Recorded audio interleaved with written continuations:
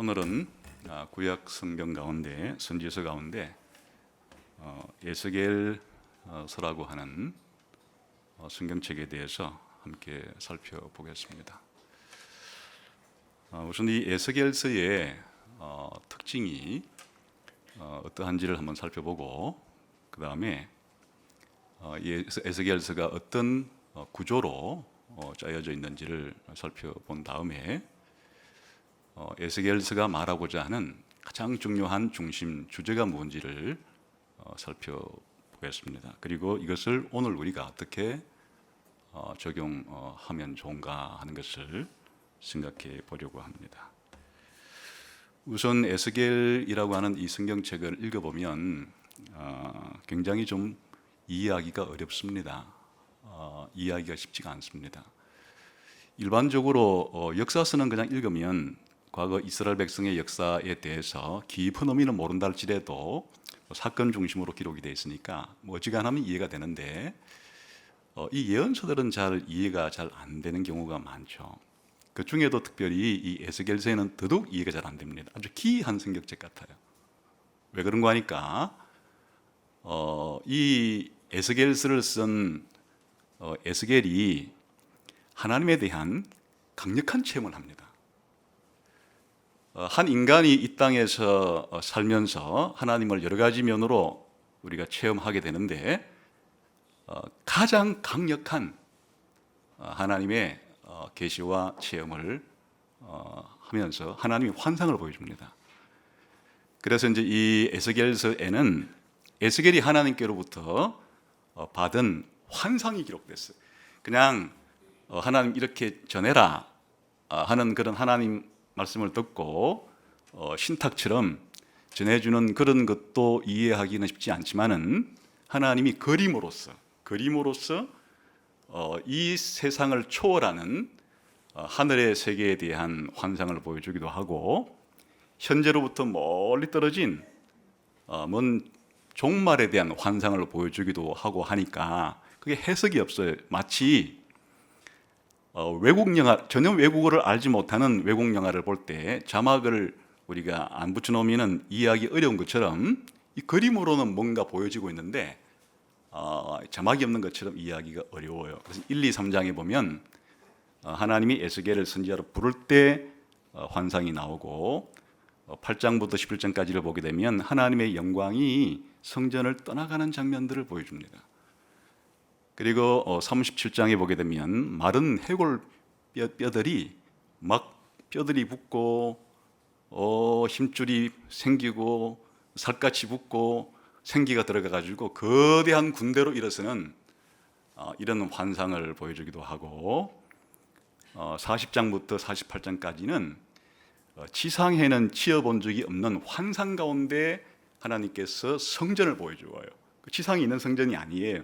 환상 가운데 성전을 보여주고 그 성전이 들어선 예루살렘의 성의 모습과 예루살렘이 들어있는 이 가나안 땅에 대한 새로운 분배하는 장면들 전부 다 환상 가운데 보여주는 거예요.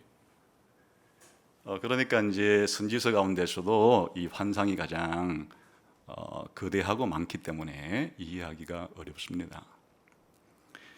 그리고 또 하나 이제 이해하기 어려운 것은 선지자들이 하나님 말씀을 듣고 입으로 하나님 말씀을 대언하는 경우가 대부분이지만 때로는 말로 하지 말고 행동으로 하나님 말씀을 전하라고 할 때가 있어요. 그건 상징행위라 그럽니다. 행동인데 의미가 있는 행동이에요. 근데 이제 이 상징 행동도 설명해 주기 전에는 이게 무슨 뜻인지 이해하기가 어려운데 이 에스겔서에서는 에스겔이 12가지의 키이한 행동을 해요. 사람들이 생각할 때 평범한 행동이 아니에요. 매일 일상생활을 통해서 볼 수 있는 행동이 아니고 일상생활에서는 참 보기 힘든 기행이라 그러죠. 기행을 에스겔이 벌이는 거예요. 예를 들면 하나님께서 에스겔을 그냥 말을 못하게 해버려요. 사람들 앞에 있는데 말을 못한 벙어리가 되는 거예요. 입을 열어줄 때만 말하고. 또는 지도를 그리는데 땅에다가 예루살렘 성 지도를 그리고는 거기 사다리도 그리고 성을 공격하는 공성태 그림도 그리고 이런 그림을 그린다든지, 아니면은 390일 동안 왼쪽으로 누웠다가 또 40일 동안 오른쪽으로 누웠다가 그 기간 동안에는 아주 제한된 음식만을 먹고 살아가는 그런 행동을 보인다든지, 심지어는 포로로 끌려가는 사람의 몰골을 하고 행색을 하고 성을 구멍을 뚫어 가지고 그걸 빠져나가서 포로로 끌려가는 것 같은 그런 행동을 보이기도 하고, 또 지도를 그려놓고 바벨론 왕이 쳐들어올 때 어느 길로 쳐들어올까, 그런 두 갈래의 지도를 그리기도 하고, 자기 아내가 죽었으면 기본적으로 슬픔에 장례식을 우리가 함으로써 망자에 대한 어떤 예의를 표하는 법인데, 가장 사랑하는 자기 아내가 죽어도 일절 장례의식을 하지 마라 하는 이런 기이한, 보통 사람이 생각할 수 없는 그런 행동들을, 이런 게 대단히 많이 나온다는 얘기예요. 그러니까 그런 행동들을 볼 때 참 기이하게 행동이 나오기 때문에 도대체 에스겔이라는 사람이 어떤 사람인가 해서 말이죠, 학자들 가운데에서는 에스겔을 정신분석 대상으로 삼는 학자들도 있었어요. 하여튼 에스겔의 정신 구조가 어떠하길래 이런 행동을 했는가, 정신분석가들이 에스겔의 이런 기이한 상징 행동, 우리는 상징 행동으로 보지만 그 사람들이 볼 때는 이상 행동이 되는 거예요. 그런 식으로 할 정도로 이런 상징 행위들이 에스겔서에는 참 많이 나온다. 이해하기 어려운 거예요. 그리고 이제 에스겔이 한 5가지 정도로 알레고리 혹은 비유를 통해서 이야기를 했잖아요. 마치 예수님이 비유를 통해서 설교하시듯이 직설적인 화법으로 얘기하지 않고 에둘러서 뭔가 빗대어서 하는 거니까, 그것도 사실 이해하기 쉽지는 않죠. 그런 것들이 5장에 이르고 이러니까 선지서 중에서도 에스겔이란 선지자의 행동도 이해하기 어려울 뿐 아니라 에스겔이 이런 사실을 기록해 놓은 에스겔서도 그렇게 이해하기가 쉽지가 않습니다. 그래서 이제 좀 어려워하는 거예요. 에스겔서 이후 다른 세계에 들어간 것 같아요. 다른 세계에. 우리가 현실적으로 숨쉬고 우리가 이 땅에서 걸어가는 이 세상이 아니고 다른 세계로 훅 하고 들어간 것 같은 그런 느낌을 받는다. 그 대신에 이것이 뭘 말해주는 것인가 하면, 하나님께서 하나님 자신의 모습과 하나님 나라의 모습과 하나님 백성들의 특징에 대해서 말을 해주려고 하다 보니까 이 세상에 현재 우리가 살아가는 모습과 또 인간끼리 다른 인간들을 보고 올망졸망하게 살아가는 그런 모습과는 다르고, 또 미래에 경험해보지 못한 그런 세계를 알려주시기 때문에 이와 같은 것들을 통해서 하나님은 말씀해 주시는 것이, 거꾸로 말하면 이 세상에서는 들어볼 수 없는, 이 세상에서는 볼 수 없는 천국 방송이 에스겔서에 담겨 있는 것이,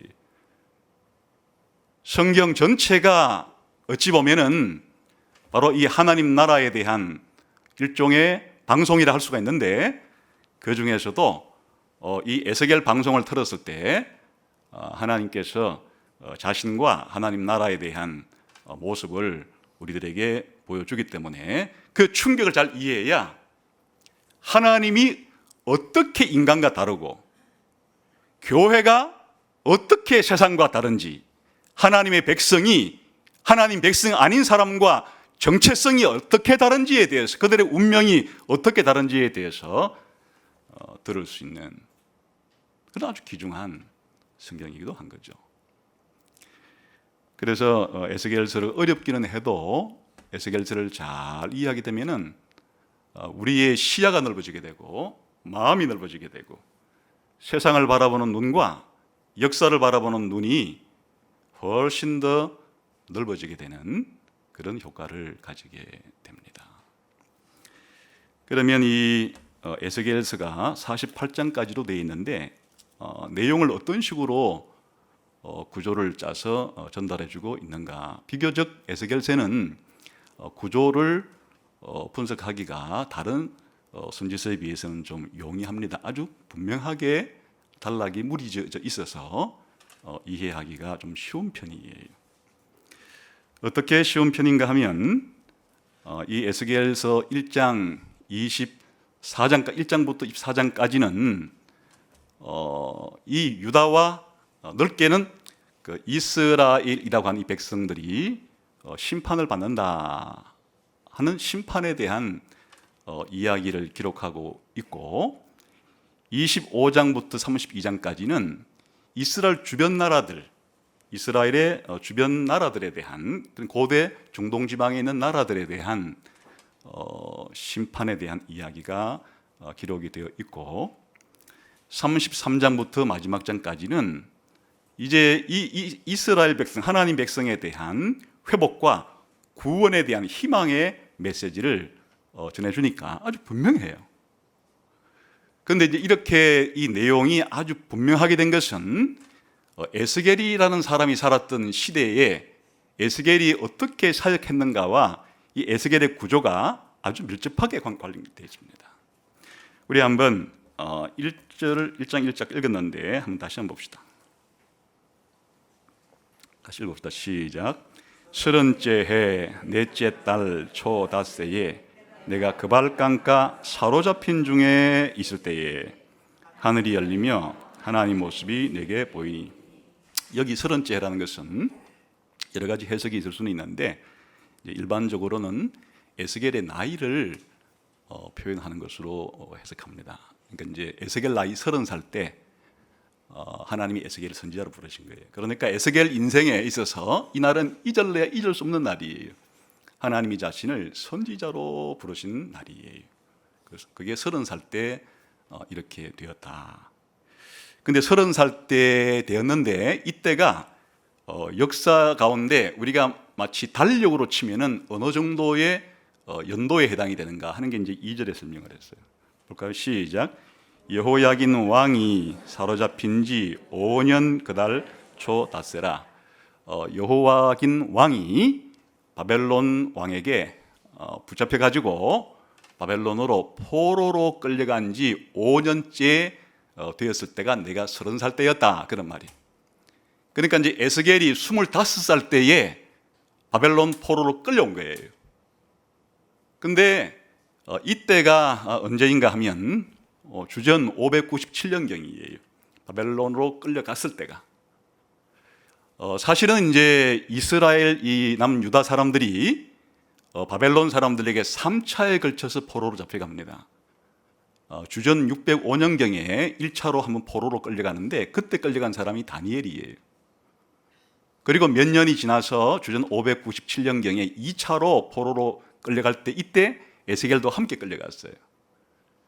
그리고 주전 587년경에는 나라가 완전히 망해서 대다수가 포로로 잡혀갔습니다. 이렇게 3차에 걸쳐서 포로로 잡혀갔는데 에스겔이라고 하는 사람은 아직 나라가 예루살렘 성전이 완전히 망하기 전에 한 10년쯤 전에 2차 포로 때 끌려간 것이에요. 아마 그때가 에스겔 나이로 보면은 20살 때였겠죠. 아니 25살, 잠시 생각을 정리해야 되겠는데 어쨌든 이제 그 에스겔이 그렇게 끌려갔는데 끌려가고 난 다음에 5년째 만에 이제 선지자로 부름받았으니까 25살 때 끌려간 것이에요. 25살 때 끌려가 가지고 5년이 지나서 이제 주전 597년에 끌려는 갔고 그리고 이제 나이는 25살이었고 그러면 이제 593년쯤 이제 에스겔이 선지자로 부름을 받았다는 얘기예요. 그러면 에스겔이 선지자로 부름 받을 때 아직은 이 예루살렘 성과 성전이 무너지지 않았을 때예요. 그러니까 아직은 예루살렘 성과 예루살렘 성전이 무너지지 않고 이스라엘이라는 나라, 유다라는 나라가 아직도 있을 때, 그러나 5년 뒤 망하기 5년 전에 부름을 받는 거예요. 그러면 당연히 망하기 5년 전에 이제 에스겔이 선지자로 부름을 받았으니까 망할 때까지는 계속해서 하나님께서 전하라고 한 메시지가 주로 무슨 내용이었을까요? 이대로 살고 이대로 말씀을 불순종하다가는 어떻게 될 거라고요? 심판을 받을 거라 하는 예루살렘의 멸망에 대한 메시지를 이제 한 30살에서 35살 때까지는 주로 예루살렘의 멸망에 대한 메시지를 상징적인 행동을 통해서도 보여주고 구체적인 말을 통해서도 그렇게 전달하는 사역을 했습니다. 그걸 기록해 놓은 게 24장까지예요. 그 다음 에스겔이 거의 선지자로서의 사역을 한 이제 에스겔에 기록된 것으로 보게 되면 대략 약 20년을 해요. 그러니까 예루살렘과 성이 망하고 난 다음에도 한 15년 정도 더 사역을 하는 것이에요. 그때는 하나님께서 에스겔에게 이 나라가 망했으니까, 예루살렘이 망했으니까, 예루살렘 성전이 파괴됐으니까 희망을 잃고 있는, 절망 가운데 있는 바벨론 포로로 끌려와 있는 이 사람들에게 이제는 희망의 메시지를 계속 전해주라는 거예요. 다시 나라도 회복이 될 거고, 왕도 회복이 될 거고, 땅도 회복이 될 거고, 하나님 백성도 회복이 될 거고, 성전도 회복이 될 거고, 이런 회복의 메시지를 계속 전해주라는 거예요. 그게 33장부터 48장까지. 그러니까 에스겔이라고 하는 사람이 주전 587년경에 예루살렘이라고 하는 성과 예루살렘 성전이 무너진 것을 중심점으로, 분기점으로 놓고 망하기 5년 전에는 주로 예루살렘의 멸망에 대한, 이스라엘 백성에 대한 하나님의 심판에 대한 메시지를 계속 그렇게 바랬던 것이에요. 경고의 메시지를. 그것이 1장부터 24장까지의 내용이고 간단하죠? 그 다음에 망하고 난 다음에 15년 동안에는 다시 하나님께서 이스라엘 백성을 회복시킬 계획을 가지고 있기 때문에 회복이 된다고 알려주어라. 내가 너희들을 다시금 구원해 준다고 알려라 해서 회복에 대한, 구원에 대한 희망의 메시지를 계속해서 그렇게 바랬던 것을 기록해 놓은 것이 33장부터 마지막 48장까지다. 이렇게 이제 에스겔의 사역과 에스겔서의 구조가 연결되어 있습니다. 그러니까 중간에 있는 만국에 대한 이 심판에 대한 이 소식은 사실은 이제 예루살렘 멸망 이후에 주로 했던 아주 초기 때 했던 그런 에스겔의 메시지들이에요. 그러면 이 에스겔을 분류할 때 이렇게 세 등분을 해도 되지만 사실은 나라가 망하기 이전과 망한 이후에 전한 메시지라고 하는 연대에 대한 생각을 가지고 에스겔을 분류하게 되면 크게 둘로 나누면 되는 것이 1장부터 24장까지는 예루살렘이 망하기 전에 에스겔이 전한 메시지고, 그리고 25장부터 마지막 장까지는 이스라엘이 망하고 난 다음에 메시지인데 핵심은 이스라엘 백성에 대한 회복과 구원에 대한 주제를 한다. 그런데 이스라엘 백성이 회복되기 이전에 사실은 누가 심판을 받는가 하니까 하나님 믿지 않는 주변 열국들이 심판을 받은 것도 사실은 그게 이스라엘의 구원과 연결이 되니까 그렇게 이제 전체적인 에스겔의 메시지가 구조가 짜여져 있습니다. 그래서 비교적 다른 선지서보다는 에스겔의 구조를 파악하기가 좀 용이하다, 이렇게 생각하시면 되겠죠. 그러면 대략적으로 이제 선지서 전체가 항상 보여주는 메시지는 일관적이에요.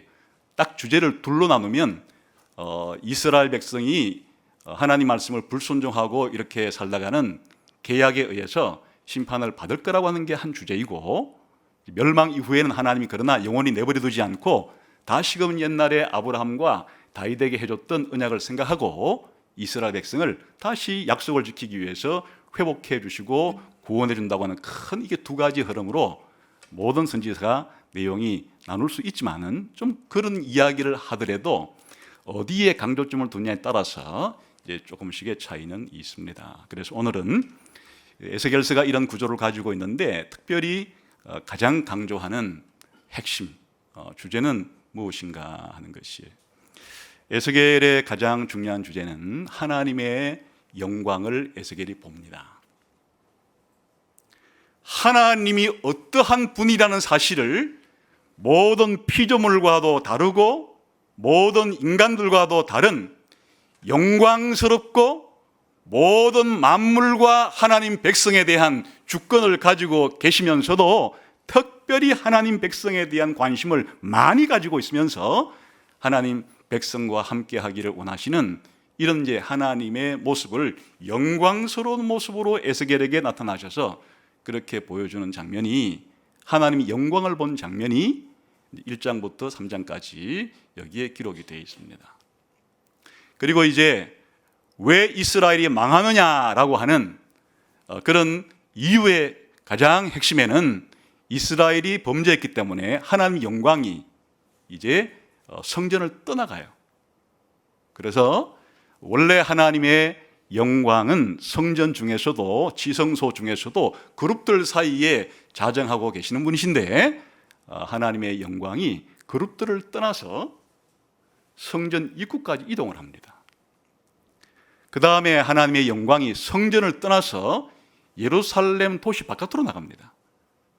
그러므로 예루살렘 성도 망하고 예루살렘 성전도 망하는 일이 발생한 것은 하나님의 영광이 예루살렘 성전을 떠나고 예루살렘 도시를 떠남으로써 그 도시는, 그 성은 그 심판에 이르게 된다는 이야기가 나옵니다.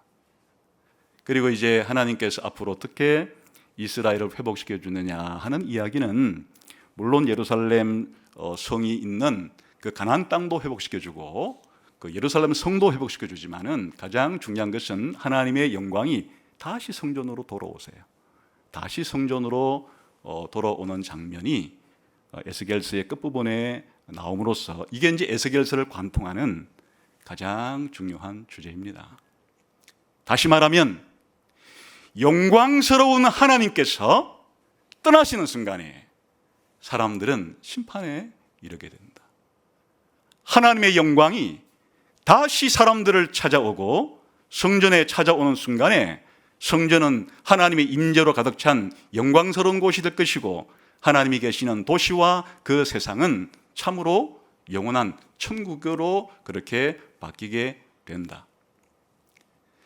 다시 말하면 이 피조물이라는 존재 자체가, 그리고 사람이라는 존재 자체가 하나님을 떠나서는 마치 우리가 집에서 기르는 그런 화초가 있는데, 화초를 잘 가꾸는 주인이 장기 1년씩 출타를 해가지고 물도 주지 않고 돌봐주지 않으면 그 죽은 목숨이죠. 집에 기르는 그런 물고기라든지 애완동물을 주인이 보살펴주지 않고 1년을 방치해 놓으면 죽겠죠. 아이를 낳았는데 부모가 아이를 낳기만 하고 양육하지 않으면 아이는 죽은 목숨이겠죠. 그러니까 우리 인간들에게 있어서 우리 인간의 행복, 우리 인간의 만족, 우리 인간의 인간다움, 이 모든 것들이 하나님이 우리를 떠나시느냐 함께 하시느냐 거기 달린 것이에요. 그러므로 에스겔은 우리들의 관심 자체를 우리 사람들 중에서 누가 더 똑똑하냐, 누가 더 선하냐, 누가 더 지혜롭냐, 누가 더 이 세상을 잘 다스리겠냐, 이런 차원을 훨씬 넘어서서 우주의 창조주이자 우주의 주인이시자 하나님 백성을 선택해서 하나님 나라를 만들어 가시는 하나님께로 우리의 관심을 쏟게 만드는 것이, 그리고 하나님의 백성으로 선택받았다는 것이 얼마나 영광스럽고 위대한 것인지를, 하나님의 백성이 되었다는 것 자체가, 교회가 되었다는 것 자체가 하나님이 영광스러운 만큼 그 하나님께서 자신의 백성에게 영광을 주심으로 하나님의 백성의 영광스러움과 교회의 영광스러움을 에스겔처럼 잘 보여주는 성경도 없어요. 이것이 에스겔서를 관통하는 가장 중요한 주제인데, 과연 그러한가 하는 것을 좀 성경 본문을 읽어가면서 보도록 하겠습니다. 우선 1장 1, 2, 3장 전체가 이제 하나님께서 에스겔에게 하나님의 영광을 보여주신 장면이라 그랬죠. 그런데 이제 앞부분부터 조금 읽어가 봅시다. 우선 1장 부분만. 1장 4절부터 한번 읽어보겠습니다. 시작.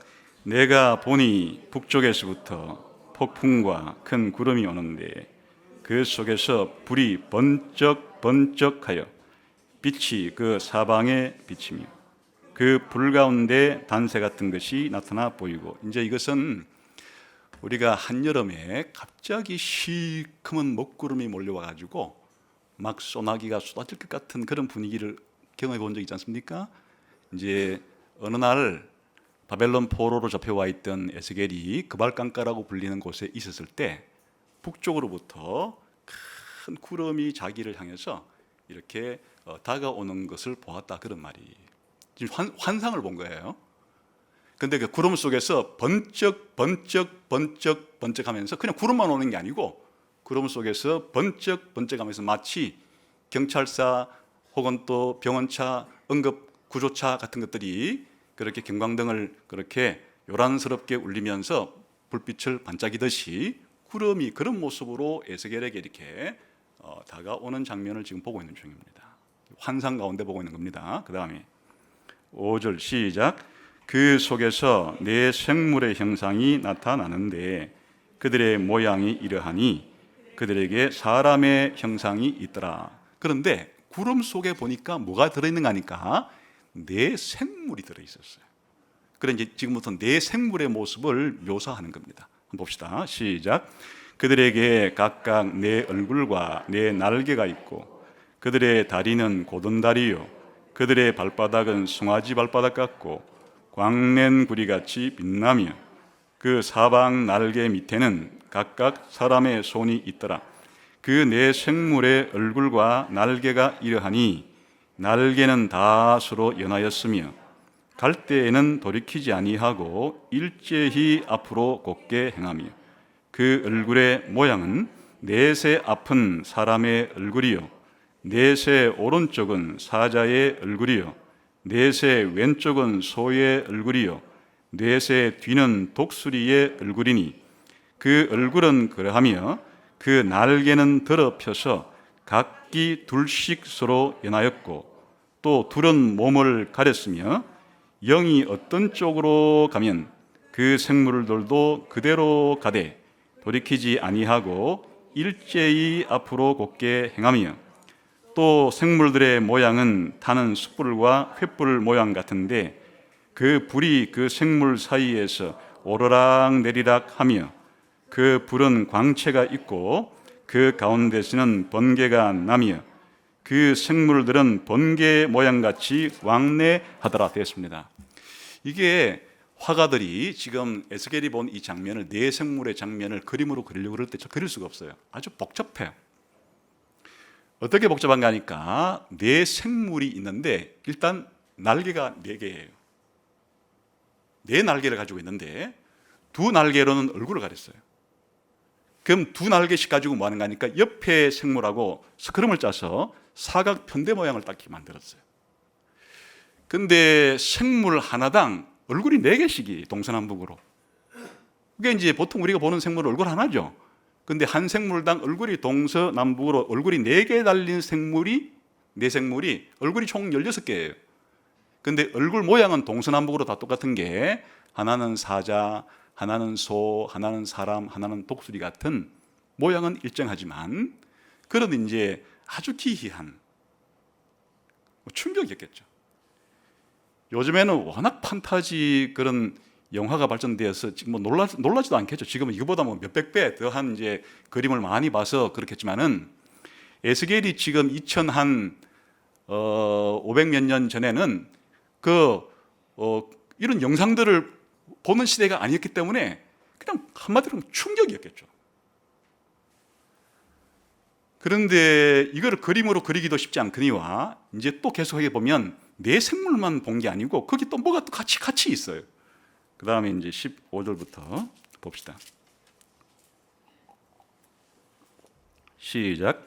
내가 그 생물들을 보니 그 생물들 곁에 있는 땅 위에는 바퀴가 있는데 그 내 얼굴을 따라 하나씩 있고 그 바퀴의 모양과 구조는 황홀같이 보이는데 그 넷은 똑같은 모양을 가지고 있으며 그들의 모양과 구조는 바퀴 안에 바퀴가 있는 것 같으며 그들이 갈 때에는 사방으로 향한 대로 돌이키지 아니하고 가며 그 둘레는 높고 무서우며 그 네 둘레로 돌아가면서 눈이 가득하며 그 생물들이 갈 때에 바퀴들도 그 곁에서 가고 그 생물들이 땅에서 들릴 때에 바퀴들도 들려서 영이 어떤 곳으로 가면 생물들도 영이 가려 하는 곳으로 가고 바퀴들도 그 곁에서 들리니 이는 생물의 영이 그 바퀴들 가운데 있음이니라.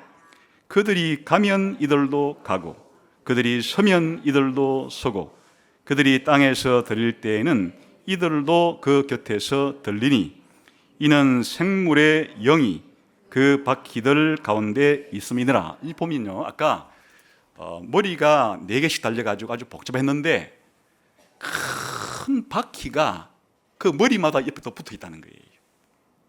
근데 그 바퀴 둘레에는 또 눈이 빼곡해요.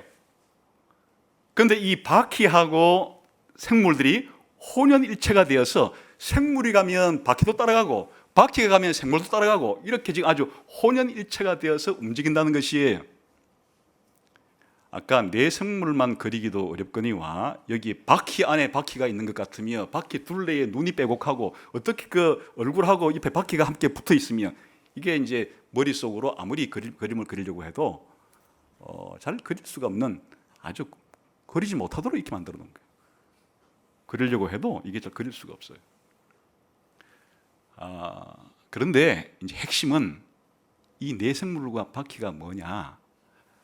하나 쉽게 설명을 드리면 이제 고대 사회에서 왕이 행차를 하려고 할 때 걸어서 가지는 않죠. 먼 곳으로 갈 때는 이제 고대 중동 지방 같으면 왕의 전차를 탑니다. 왕의 전차를 탈 때 거기에 당연히 말들이 앞에 있을 거고 거기에 수레가 있어가지고 바퀴가 있겠죠. 그 말과 수레가 함께 움직이는데 거기에 왕이 타고 있으니까 일종의 이 생물을 말에 비유하고 이 바퀴를 수레에 비교해서 그러면 이제 이게 왜 함께 움직이는지를 아시겠죠? 뭔가는 이동용인데 내 생물과 바퀴가 붙어 있는 걸로 봐서 이동용이라는 걸 알 수가 있어요. 근데 여기에 누가 타는가? 여기에 이제 타신 분이 누군가가 지금부터 설명이 되는 거예요. 봅시다. 22절부터 시작. 그 생물의 머리 위에는 수정 같은 궁창의 형상이 있어 보기에 두려운데 그들의 머리 위에 펼쳐져 있고 그 궁창 밑에 생물들의 날개가 서로 향하여 펴 있는데 이 생물은 두 날개로 몸을 가렸고 저 생물도 두 날개로 몸을 가렸더라. 생물들이 갈 때에 내가 그 날개 소리를 들으니 많은 물소리와도 같으며 전능자의 음성과도 같으며 떠드는 소리 곧 군대의 소리와도 같더니 그 생물이 설 때에 그 날개를 내렸더라. 이제 장치가 하나 더 나오는데 지금 네 생물과 바퀴가 혼연일체가 되어 있고 네 생물과 바퀴 위에 궁창이 펴졌다는 것이에요. 그러니까 네 생물과 바퀴와는 완전 구별되는 영역이 그 위에 생긴 것이, 다시 말하면 궁창 위의 물과 궁창 아래의 물로 초기 성경 때 구분해서 궁창이 그를 분리시키듯이 지금 네 생물과 이 바퀴와 그 위에 탄분 사이를 궁창이 그렇게 지금 이거를 분리시키는 그런 장치를 하고 있는데 이제 그 위에 궁창 위에 누군가가 타고 있습니다. 25절부터 시작. 그 머리 위에 있는 궁창 위에서부터 음성이 나더라. 그 생물이 설 때에 그 날개를 내렸더라. 자, 지금부터 잘 보세요. 그 머리 위에 있는 궁창 위에 보좌의 형상이 있는데 그 모양이 남보석 같고 그 보좌의 형상 위에 한 형상이 있어 사람의 모양 같더라. 내가 보니 그 허리 위의 모양은 단쇠 같아서 그 속과 주위가 불 같고 내가 보니 그 허리 아래의 모양도 불 같아서 사방으로 광채가 나며 그 사방 광채의 모양은 비 오는 날 구름에 있는 무지개 같으니 이는 여호와의 영광의 형상의 모양이라. 이제 다 나왔습니다. 아까 그 네 생물과 바퀴가 혼연일체가 되어 있는 마차와 같은 곳 위에 왕이 앉는 왕자가, 보좌가 그 위에 설치가 되어 있어요. 근데 그 보좌 위에 앉아 계신 분이 사람의 모양을 하고 있는데 실제는 누구라고요? 여호와의 영광, 여호와께서 거기에 타고 계시다. 그러니까 이제 이 에스겔이 본 모습은 하나님께서 에스겔을 선지자로 부르시려고 오셨는데 뭘 타고 오셨다는 얘기예요? 하나님의 전차를 타시고 그렇게 에스겔을 부르러 오셨다. 그래서 요즘 말로 말하면은 미국 대통령식으로 말하면 에어포스 원이에요. 이동용 집무실, 이동용 보좌. 하나님께서 성전 지성소에서 그룹 사이에 크고 높은 보좌 위에 앉아 계시는 것으로 상징되어지지만 지금 에스겔은 포로로 잡혀와 있기 때문에 하나님께서 그 에스겔을 선지자로 부르시기 위해서 바로 이동용 보좌를 타시고 이동용 전차를 타시고 지금 에스겔에게 그렇게 하나님의 영광스러운 모습을 보여주었다. 만왕의 왕이요 만주의 주이신 분을 뵌 거예요. 다시 말하면 하나님은 이 세상의 바벨론의 왕이라든지 이집트의 왕이라든지 그리고 이스라엘 백성을 다스리는 다윗의 보좌에 앉아있는 그런 정도의 인물이 아니라는 것을 보여주는 것이 이 천상의 신비로운 영광스러운 모든 우주와 만국을 주권적으로 통치하시는 하나님의 영광스럽고도 주권적인 위엄찬 모습을 이렇게 보여주심으로써 에스겔은 지상 여러 나라에 대한 왕권에 대한 생각이 싹 지워졌겠죠. 이분이 에스겔을 이제 그 다음부터 보게 되면 선지자로 임명을 해서 내가 말해주는 대로 내 백성에게 알려라. 에스겔을 파수꾼으로 임명하면서 그렇게 말씀을 전하라고. 이게 이제 에스겔 전체를 이끌어가는 가장 중요한 첫 출발점이에요. 선지자란 누구냐? 하나님 백성이란 누구냐? 이와 같이 보좌에 앉아 계신 여호와 하나님을 아는 사람이에요.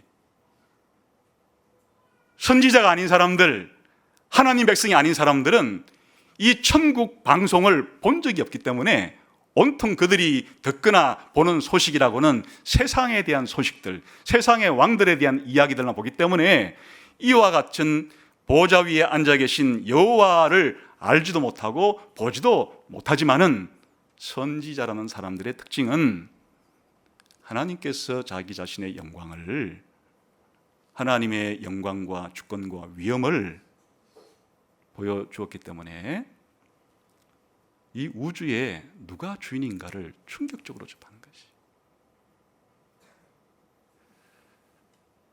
세상의 운명이, 나라의 운명이, 하나님 백성의 운명이 이 보좌 위에 앉아 계신 분에게 달려있는 것이에요.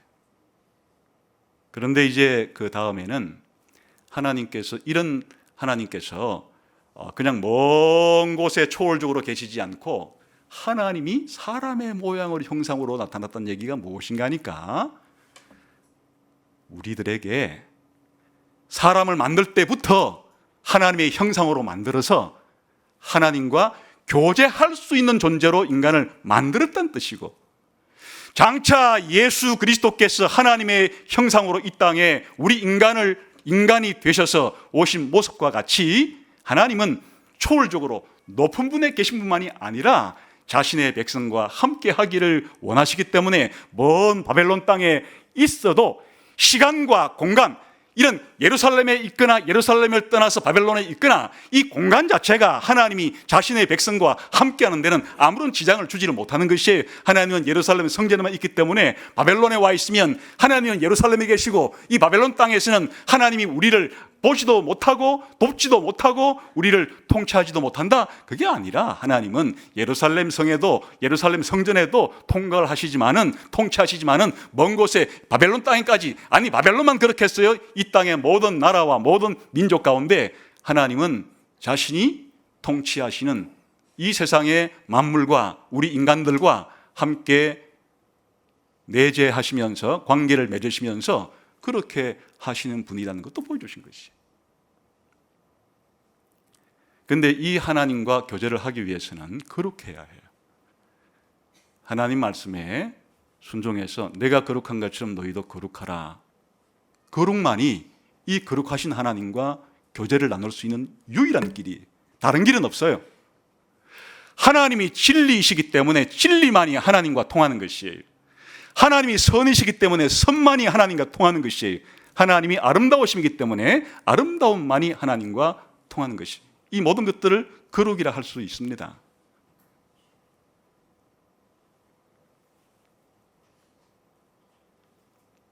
그런데 왜 하나님이 뽑으신 하나님의 도성자, 하나님의 백성들이 이렇게 성이 회파당하고 예루살렘 성전이 무너지게 되었는가 하는 것이에요. 우리 한번 하나님 영광이 떠나는 장면 한번 봅시다.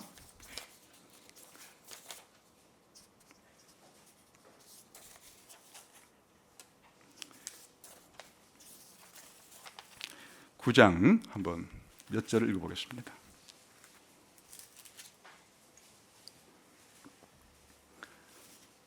3절 한번 읽어볼까요? 시작. 그룹에 머물러 있던 이스라엘 하나님의 영광이 성전 문 지방에 이르더니, 이건 이제 아까 내 생물을 다른 이름으로 뭐라 부르는 거 아니까 그룹이라 불러요. 그러니까 하나님이 어디 계셨죠?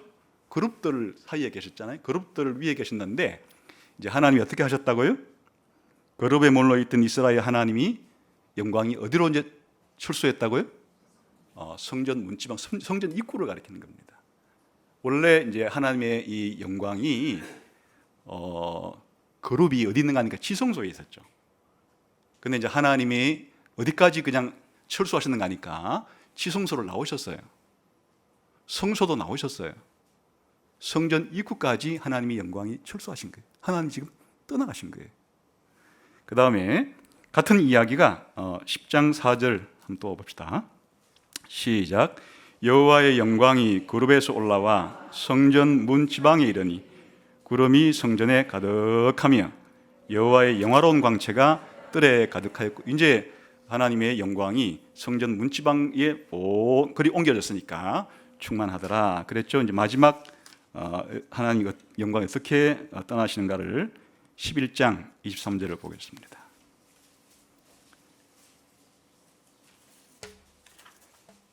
시작. 여호와의 영광이 성읍 가운데서부터 올라가 성읍 동쪽 산에 머무르고, 여기 이제 성읍이랑 예루살렘 성을 가리키는 겁니다. 예루살렘 성문 밖에 감람산이라고 산이 있어요. 그래 이제 하나님께서 아까 성전만 빠져나오신 것이 아니고 어디까지 지금 나오셨다는 걸 말해준 거 아니까 완전히 예루살렘을 나오신 거예요. 그래서 예루살렘 성도 무너지고 예루살렘 성전도 무너진다는 얘기인데, 그럼 왜 하나님이 떠나셨는가? 한번 8장에 이제 그 이유가 나와요. 9장부터 계속 떠난 얘기가 나왔죠. 8장에 보게 되면 왜 하나님께서 떠날 수밖에 없었는가 하는 게 나옵니다.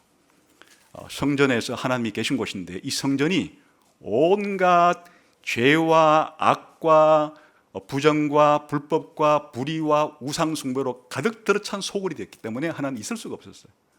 떠나신 것이. 얼마나 성전이 타락하고 성전이 우상으로 덕실덕실 되었는가가 8장에 나와요. 그래서 9장부터는 철수하신 거예요. 몇 군데만 봅시다. 8장 5절 6절 봅시다. 시작. 그가 내게 이르시되 인자야 이제 너는 눈을 들어 북쪽을 바라보라 하시기로 내가 눈을 들어 북쪽을 바라보니 제단 문 어기 북쪽에 그 질투의 우상이 있더라. 쉽게 말하면 이 신상이 우상이 어디 들어와 있다는 거예요? 지금 성전 안으로 들어온 거예요. 여기 질투의 우상이라 하는 것은 이제 여신을 가리키는 것인데, 하늘 여신이나 가나안 여신이거나 간에 여신을 숭배하는 여신 신상을 성전 안에 들어와서 지금 여신을 숭배하는 거예요. 여호와 하나님께 예배와 찬양을 드려야 할, 제사를 드려야 할 공간에서 여신을, 가나안 여신이거나 하늘 여신이거나 여신을 성전 안에 들어와서 숭배하고 있는 장면을 보여주고 있는 겁니다. 그 다음에 7절에서 13절 한번 봅시다.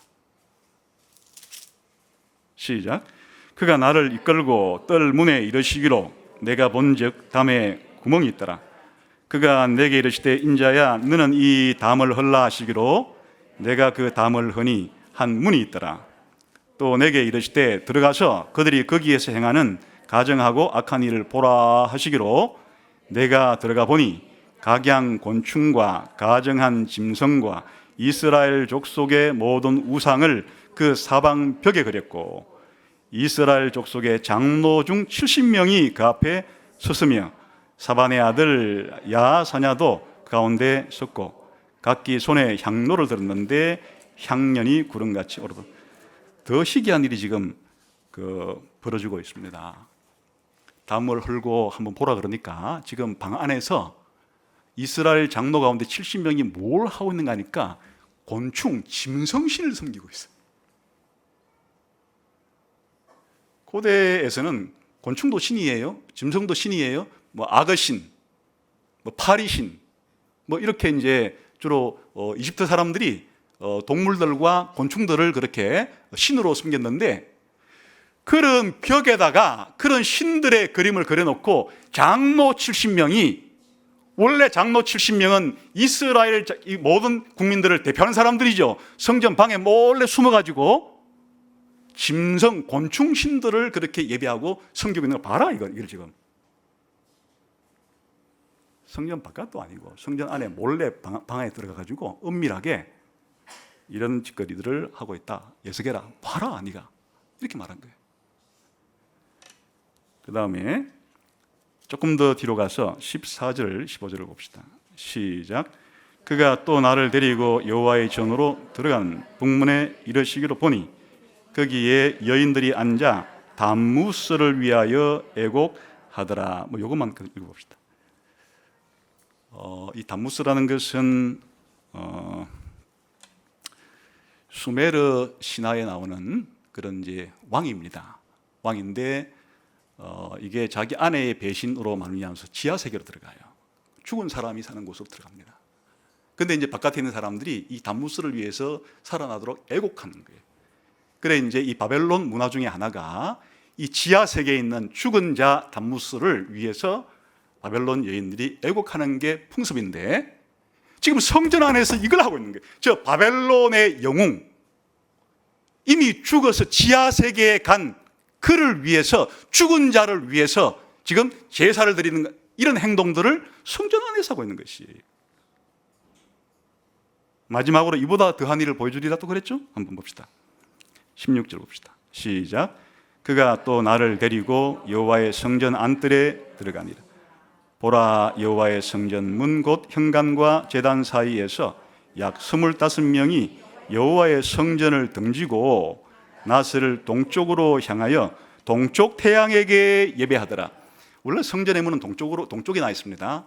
그래 이제 원래 동쪽 문을 통해 들어가서 성전 뜰을 지나서 그 다음에 성소를 지나서 지성소로 들어가는 게 여호와를 만나러 가는 길인데 반대 방향으로, 시성소의 반대 방향으로 있으면 누구를 섬기는가 하니까 태양신을 섬기고 있어요. 이 당시는 태양도 신으로 섬겼는데 아마 막강하겠죠. 태양신은 다른 신들보다.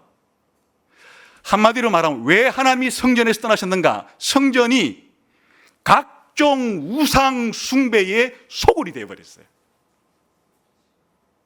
여신을 섬기질 않나, 짐승과 곤충신을 섬기질 않나, 죽은 자를 섬기질 않나, 태양을 신으로 섬기질 않나.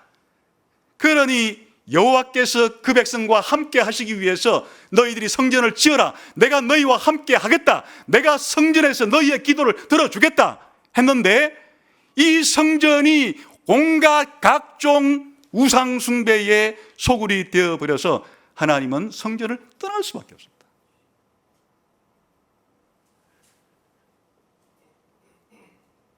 그럼으로써 우상 숭배만 일어난 게 아니고 이제 읽어보게 되면 각종 지도자들부터 백성에 이르기까지 그냥 도덕적인 삶도 말할 수 없을 정도로 소돔 고모라 같은 타락의 경지로 떨어지게 됐다. 그래서 하나님의 징계를 받았다, 심판을 받았다. 그래, 나라가 망했고 성이 회파되었고 성전이 무너졌고 이스라엘 백성은 포로로 바벨론으로 잡혀갔다. 근데 이 끝이냐? 끝이 아니에요. 하나님이 이것으로 그냥 나와 너희 관계 끝 이렇게 하지를 않고 하나님께서 약속하신 바가 있어요. 다윗에게 내가 너의 왕위를 영원토록 유지하게 해주겠다. 이 백성이 다윗의 백성이고 다윗 언약 하에 하나님과 체결된 계약이 하나님께서 기억하심으로써 이 하나님 백성을 하나님께서 회복해 준다 하는 얘기인데, 이제 34장부터 마지막까지 전부 회복에 대한 얘기인데, 회복의 핵심은 그 떠났던 여호와의 영광이 다시 성전으로 들어오시는 거예요. 43장을 한번 봅시다.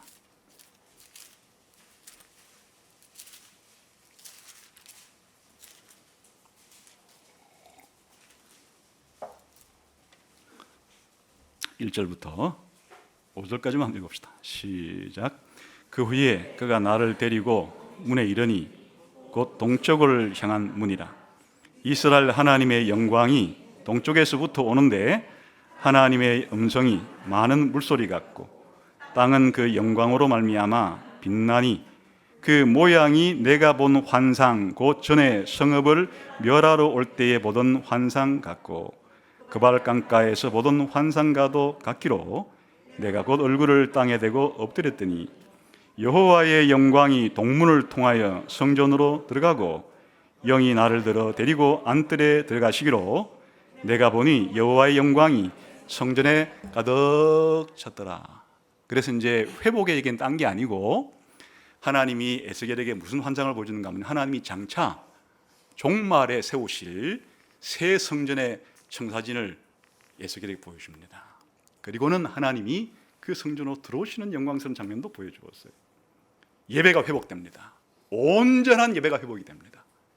그리고 뭐가 회복되는가 하니까 가나안 땅들도 다 깨끗하게 정화되고 이스라엘 12지파 다시 분배가 됩니다. 그리고 그 땅 한가운데 예루살렘 성이 세워지는데, 여호와께서 가나안 땅으로 오시고 예루살렘 성으로 오셨기 때문에 그 성 안에 성전이 있고 성전으로 오셨기 때문에 그 도시는 어떤 도시인가? 여호와 삼마라, 하나님이 거기에 계시는 곳이 되었습니다. 에스겔의 결론입니다. 마지막 48장 끝절입니다.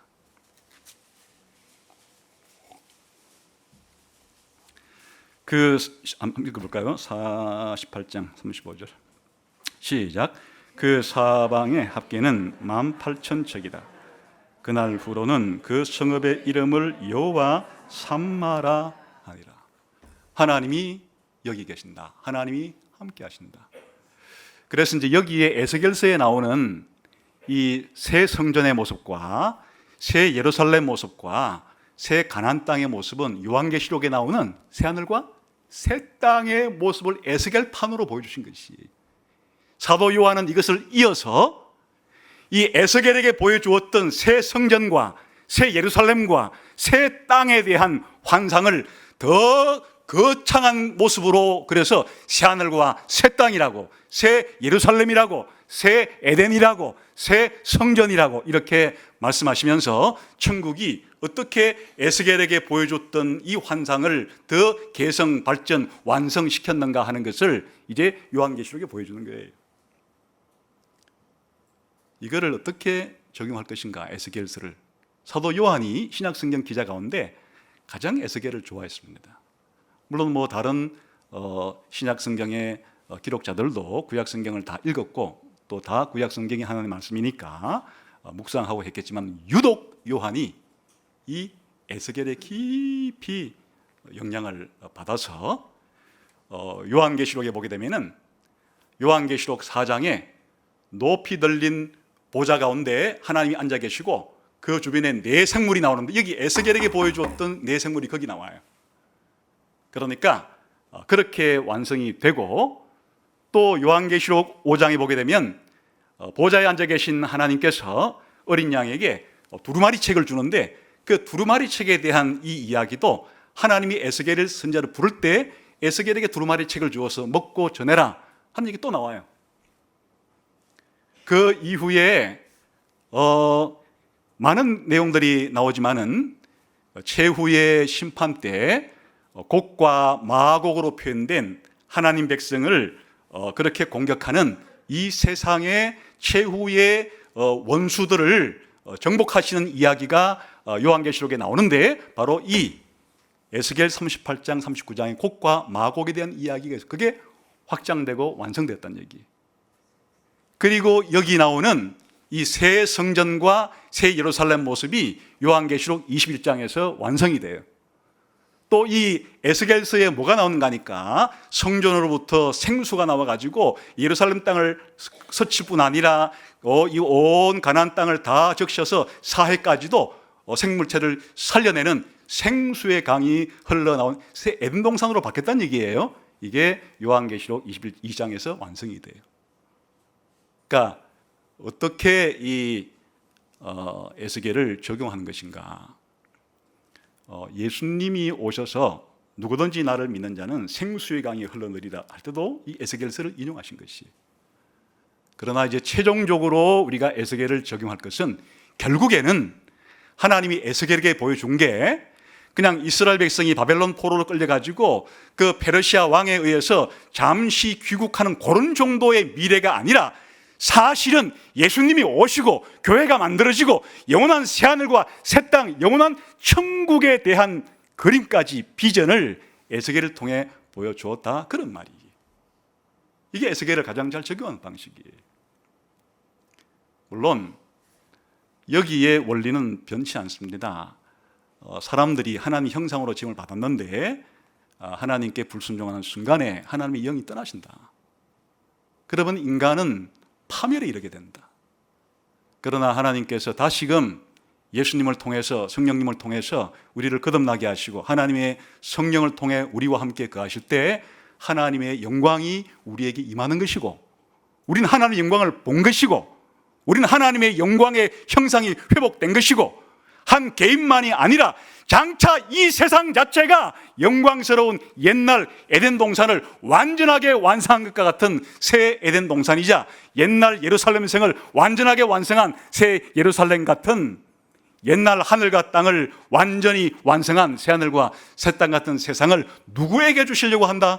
하나님 백성에게 주시려고 한다는 하나님의 영원한 계획, 위대한 계획을 사도 요한에게 2600년이 지났으면 보여준 게 아니고 2600년 전에 이미 에스겔을 통해서도 중요한 골자들은 다 보여주셨다, 그런 말이에요. 지금 나라가 시끄럽습니다.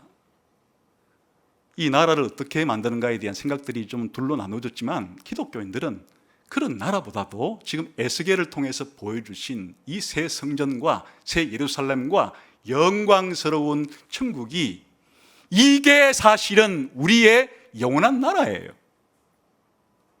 오늘 이 주일날 예배 자리는 천국 백성들이 세상을 향해서 시위하는 것이에요. 오늘 우리의 예배 이 집회 자체가 뭐 하는 시간이냐?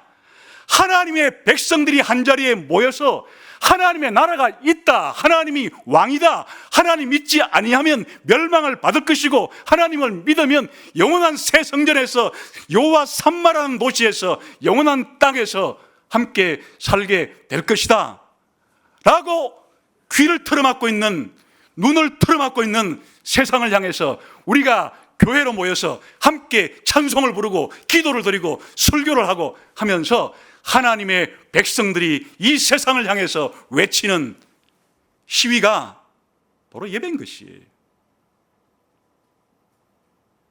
다시 말하면 하나님이 영광스러운 모습으로 보인 것은 하나님만 영광스러운 것이 아니고, 하나님을 믿는 우리 교회가, 신자인 우리가 얼마나 영광스러운 존재인지를, 어떻게 영광스럽게 될 것인지를 하나님께서는 환상 통해서 밖에는 보여줄 수 없으니까 환상을 통해서 그렇게 보여주었습니다. 이 영원한 나라에 대한 비전이 우리의 가슴에 새겨져야 하는 것이에요. 잠시 사는 이 땅에서 물론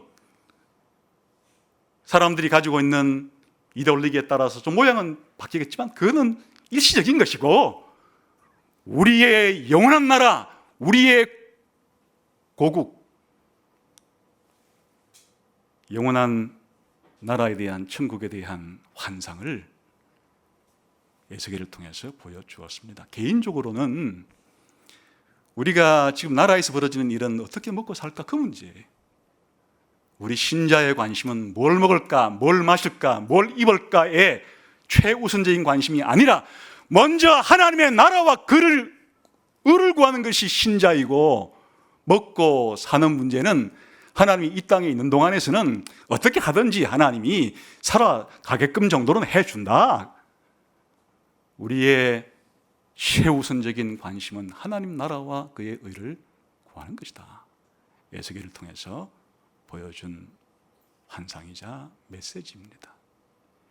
먹든지 마시든지 무엇을 하든지 하나님의 영광을 위해서 살아가리라 하는 결심이 오늘 21세기 한국 땅에 살아가는 새로운 에스겔인 여러분에게 오늘 에스겔 서라고 하는 선지를 통해서 하나님 자신의 영광을 보여주시고 그렇게 살아가고 세상 가운데 외치기를, 그렇게 행동하시기를 하나님은 여러분에게 말씀하십니다.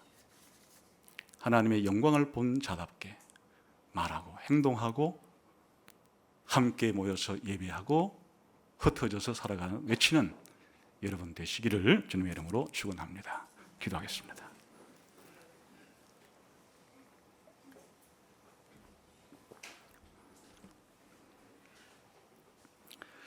하나님 아버지, 하나님의 말씀과 하나님의 성령을 통해서 하나님의 위엄과 하나님의 영광과 하나님의 주권과 하나님의 함께하심과 하나님의 자비와 하나님의 긍휼과 하나님의 약속과 약속을 지키시는 분이신 것에 대해서 우리의 인생을 영원히 바꿔놓을 수 있는 하나님에 대한 지식을 우리 가운데 주시기를 원합니다. 그리하여 하나님의 영광을 보지 못한 자들 가운데 살면서 하나님의 영광을 본 자답게 살아가게 해주시고, 장차 하나님의 영광이 임할 여호와 삼마의 도시, 영원한 천성이 한 걸음 한 걸음 역사 가운데 다가오고 있음을 우리가 인지하면서 우리의 남은 생애를 살아가게 해 주옵소서. 예수님 이름으로 기도하옵나이다. 아멘.